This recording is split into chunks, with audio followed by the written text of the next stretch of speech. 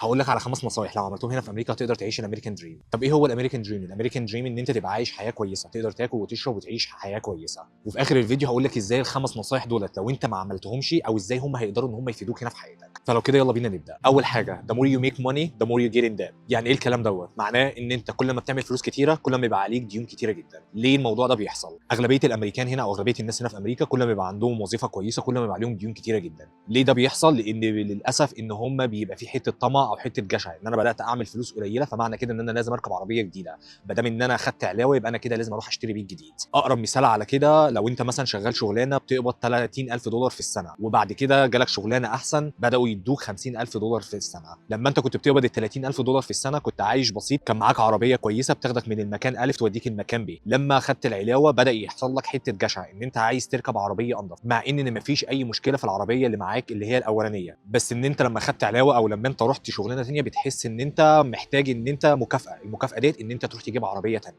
وللاسف ده بيأثر عليك جامد. ليه بيأثر عليك جامد؟ لان انت لما بتاخد علاوه، العلاوه انت مرتبك كان 30,000 في السنه، اخدت بقيت تعمل مثلا مرتب 50,000 في السنه، يعني انت زدت 20,000 في السنه. طب السؤال المهم جدا، هل انت بتاخد ال 20,000 دولار الزياده دولت تاخدهم في جيبك مره واحده؟ لا، ال 20,000 دولار الزياده دولت متقسمين على 12 شهر. يعني لو جينا افترضنا ان انت كل شهر مرتبك زاد 1000 دولار زياده، للاسف بدل ما بيستغلوا ال 1000 دولار ان هم يحوشوها او ان هم يستفادوا منها ان هم جالهم علاوه او ان هم مرتبهم زاد 1000 دولار، لا بيبدا يبص ان هو عايز يشتري عربيه ثانيه، عايز يشتري بيت ثاني، عايز يشتري حاجات ثانيه. فال 1000 دولار حرفيا اللي انت بتاخدها في الشهر زياده ما بيبقاش ليها اي لازمه، بالعكس دي بتخليك ان انت يبقى عليك ديون اكتر من الديون الاولانيه. وديت مشكله من المشاكل الكبيره جدا ان انت لما بيجي لك علاوه او ان انت لما بتاخد علاوه بتحس ان انت محتاج مكافاه، والمكافاه ديت بتحطك في ديون اكتر من الديون الاولانيه. ففي نفس الوقت انت مرتبك زاد بس ما فيش اي حاجه فرقت معاك، هو نفس المرتب بيدخل لك كل شهر، ده بالعكس انت حطيت نفسك في ديون اكتر.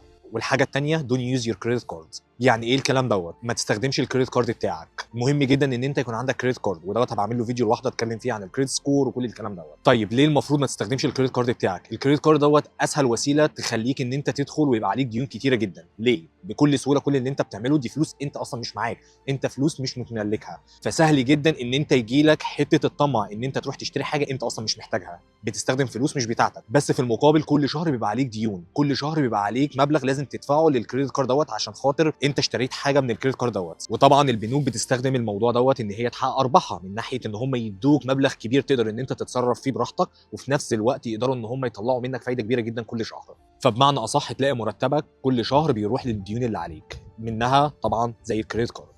وليه انا قلت ما تستخدمش الكريدت كارد؟ لان الكريدت كارد اسهل وسيله الناس هنا بتستخدمها وما بتحسش بيها. ليه؟ لان هم عباره عن كارت انت بتستخدمه وفي نفس الوقت انت مش حاسس بيه، لان فلوسك اللي موجوده معاك في الديبت كارد او في الكارت الائتمان بتاعتك ما حدش بيقرب لها، بس للاسف كل شهر بتبقى مطالب ان انت تدفع اقساط من الكارت، من الكريدت كارد اللي انت استخدمته دوت. وطبعا البنوك هنا بتحط فايده عاليه جدا، فالبنوك بتكسب منك جامد جدا. فبمعنى اصح انت رحت اشتريت حاجات انت شايف ان انت ممكن ما تبقاش انت محتاجها، وفي نفس الوقت البنوك بتاخد منك فايده كبيره جدا. ودوت اهم نقطه فيه او اكتر مشكله فيه، ان هو بيبدا يديك احساس ان اي حاجه سهله وان انت تقدر تجيبها، فبتلاقي نفسك بتستخدم الكريدت كارد كتير جدا في حاجات انت مش محتاجها. وعشان كده انا قلت ما تستخدمش الكريدت كارد بتاعك. مهم ان انت يكون عندك كريدت كارد، بس مهم جدا برضو ان انت ما تستخدموش. وزي ما قلت هبعمل له فيديو واحد اتكلم عن الكريدت سكور والكريدت كارد في الأول.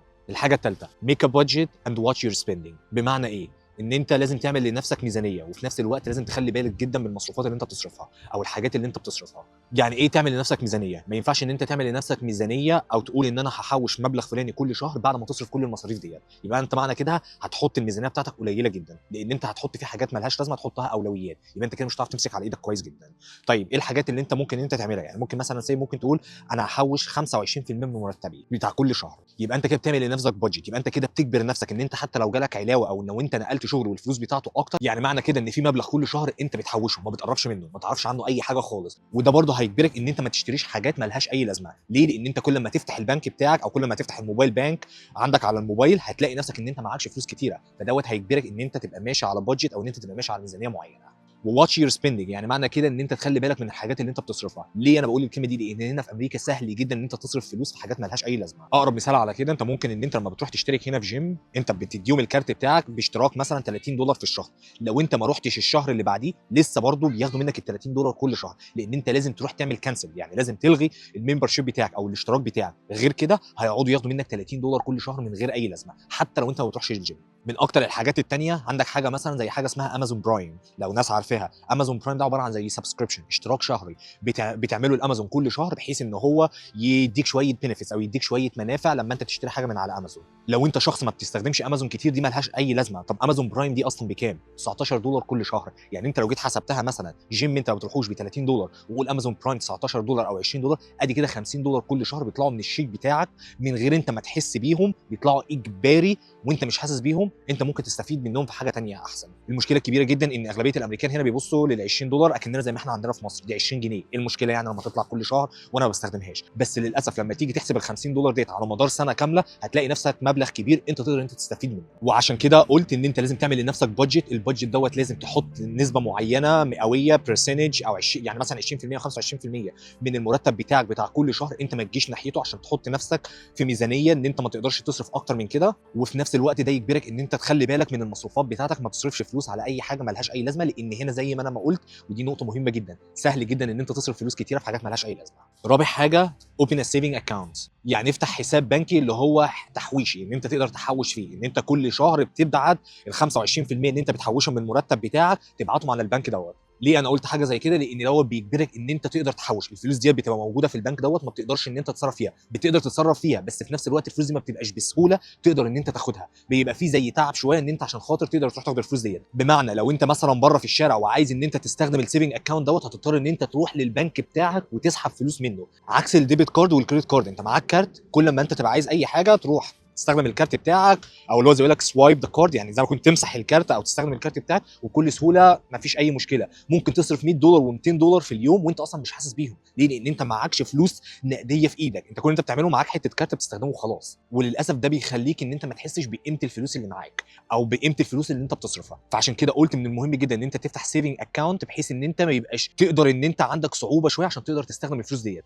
فهتضطر ان انت عشان تستخدم الفلوس دي مش هتستخدمها غير للضروره جدا او للحاجات المهمه جدا. مشكله حصلت لك لا قدر الله هتضطر ان انت تروح تاخد الفلوس او تسحب فلوس من البنك دوت، مش هتستخدم الفلوس دي في حاجات مالهاش اي لازمه. خامس حاجه واخر حاجه وهي تيك كير اوف يور هيلث. معناها ايه؟ معناها ان انت تخلي بالك جدا من صحتك، لان انت هنا كل اللي انت محتاجه محتاج جسمك وعقلك عشان تقدر تشتغل وتبقى منتج، او ان انت تقدر ان انت تحقق الاهداف اللي انت عايزها. فعشان تحقق الاهداف اللي انت عايزها لازم تكون زي بيقول لك ايه، في مود كويس، جسمك في حاله كويسه عشان تقدر تشتغل وتقدر تروح وتيجي وما يبقاش فيه اي مشكله. لان لو لا قدر الله حصل لك اي حاجه ده هيعجزك جامد عن ان انت تقدر ان انت تشتغل او ان انت تفكر كويس. الخمس حاجات دول لو مشيت عليهم هيوصلوا لك لاهم نقطتين في الموضوع جدا، وهي ان انت مش هيبقى عندك خوف ولا هيبقى عندك رغبه. طب الخوف والرغبه دولت ايه مشاكلهم، او ان هم ازاي ان هم يقدروا ان هم ياثروا عليك؟ الخوف من ان انت تخسر شغلك. ليه؟ لان انت طول ما انت خايف ان انت تخسر شغلك تقعد تفكر كتير جدا ان انت لو خسرت شغلك هدفع الديون اللي عليا دي ازاي؟ طب الديون دي مين اللي حطها عليك؟ انت اللي حطيتها على نفسك. فعشان كده بتبقى خايف دايما ان انت ما تخسرش شغلك.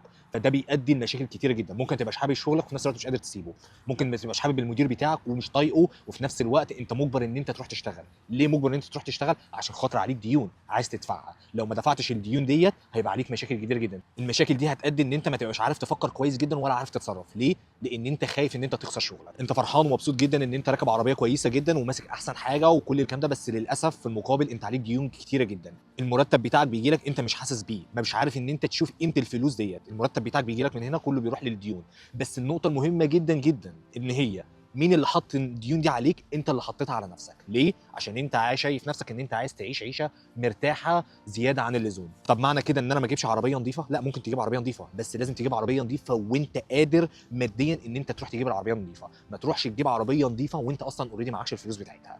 هنا البنوك سهل جدا عليها ان انت تروح تشتري اي عربيه انت عايزها من غير حتى اي مقدم، بس للاسف بعد اول شهر انت مطالب ان انت تبدا تدفع اقساط العربيه دي، فساعتها ادي ديون كتيره جدا عليك. مش هتقدر ان انت تسيب شغلك، في خوف ان انت تسيب شغلك، ففي نفس الوقت انت عايش في دوامه الحياه اللي هو تقبض وتدفع ديونك، تقبض وتدفع ديونك، مفيش اي استمتاع للحياه خالص. وتاني حاجه وهي الرغبه. ايه هي الرغبه؟ الرغبه في ان انت عايز تعمل فلوس كتير. ليه تعمل فلوس كتير؟ عشان تدفع الديون اللي عليك، فتحس ان انت للاسف حاجه عامل زي الحمار في الساقيه، قاعد عمال بتعمل فلوس كتيره وفي نفس الوقت انت مش حاسس بالفلوس ديت ان انت عمال تدفع الديون اللي عليك وهكذا. وعشان كده قلت ان انت لو قدرت ان انت تنظم الخمس حاجات اللي انا اتكلمت عليها في الفيديو دوت، مش هيبقى عندك خوف ولا هيبقى عندك رغبه. ايه هي الخوف؟ مش هيبقى عندك خوف ان انت حتى تسيب الشغل بتاعك، مش هيبقى عندك خوف ان انت يمشوك من الشغل. لو الشغل مش عاجبك هيبقى سهل جدا ان انت تسيبه. ليه؟ لان انت ما عندكش ديون، ما عليكش حاجات او التزامات لازم تدفعها كل شهر مخلياك ان انت خايف ان انت تسيب شغلك. طيب لو انت سبت شغلك مثلا وما عليكش ديون، على الاقل انت زي ما بيقول لك ستريس فري، يعني تقدر ما عليكش ستريس جامد، تقدر ان انت تفكر بعقلك،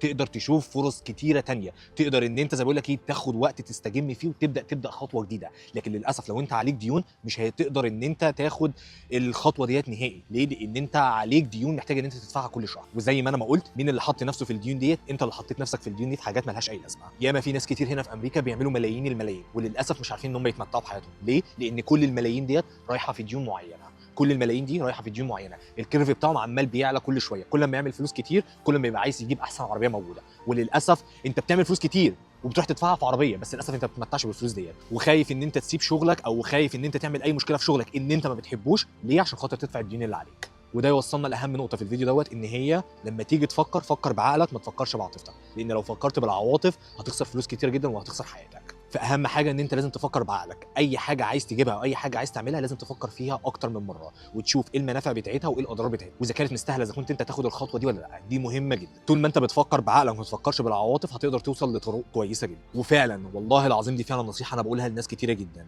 لو فعلا مشيت على الخمس حاجات ديت مش هيبقى معاك احسن عربيه في العالم، بس هتبقى عايش مرتاح جدا، هيبقى عندك راحه بال فظيعه، مش هتقعد تفكر في الديون اللي عليك، مش هتبقى خايف ان انت تسيب شغلك او ان المدير بتاعك مقرف وانت عايز تسيب الشغل، مش هيبقى عليك اي ضغوط خالص، هتخش تنام وحاطط دماغك على المخده وانت مرتاح البال. ودي كده تبقى نهايه الفيديو. يا ريت لو عجبك الفيديو ما تنساش تعمل عليه لايك، ولو انت ما عملتش سبسكرايب للشانل يا ريت تعمل سبسكرايب للشانل. اشوفكم في فيديو جديد ان شاء الله.